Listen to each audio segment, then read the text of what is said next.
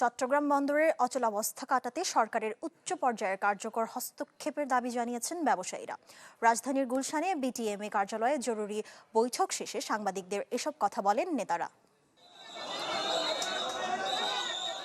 গেল কয়েকদিন ধরেই অচল অবস্থা চট্টগ্রাম বন্দরে আটকা অন্তত 10,000 কোটি টাকারও বেশি পণ্য, যাতে চরম দুর্দশায় আমদানি রপ্তানি বাণিজ্য, যার আনুষ্ঠানিক উদ্বেগ উঠে এলো বৃহস্পতিবারের অনুষ্ঠানে।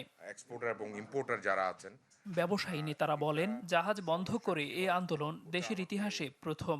এর প্রভাব পড়বে রমজানের বাজারে। আন্তর্জাতিক পর্যায়ে ঝুঁকির মুখে বাংলাদেশের ভাবমূর্তিও। মাই নেক ইজ অন দ্য লাইন। আপনারা দুইজন ঝগড়া করছেন, যা করছেন, but I am the one যে ড্যামারেজ পে করছে, I am the one who is paying for the air freight, and I am the one যে ক্যান্সেলেশন ফেস করছে। সিলন টি রপ্তানিতে শীর্ষে।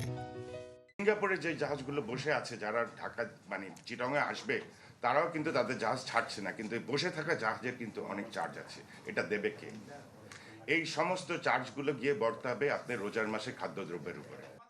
আন্দোলনের প্রভাবে 54,500 জাহাজ আটকে আছে, এমন তথ্য জানান বিকিএমইএর নির্বাহী সভাপতি ফজলে শামীম এহসান। অভিযোগ করেন সরকারের ব্যর্থতার। এখানে আসলে সরকার একটা বড় ব্যর্থতা ছিল, তারা জিনিসগুলোকে খুব নাইসলি হ্যান্ডেল করতে পারে নাই। বাট আমি আশা করব যে আজকে থেকেই হয়তো পোর্ট ইনশাল্লাহ চালু হয়ে যাবে। গেল 2 দশকে চট্টগ্রাম বন্দর বন্ধ না থাকলেও নির্বাচন ও রমজানের আগে এই অচল অবস্থা বন্দর সংশ্লিষ্ট খাতে দৈনিক 1000 কোটি টাকার ক্ষতি হচ্ছে বলেও জানান ব্যবসায়ী নেতারা। কোনো মেসেজ নেই, তাহলে আমরা কি দেলোয়ার দোলন, চ্যানেল 24, ঢাকা।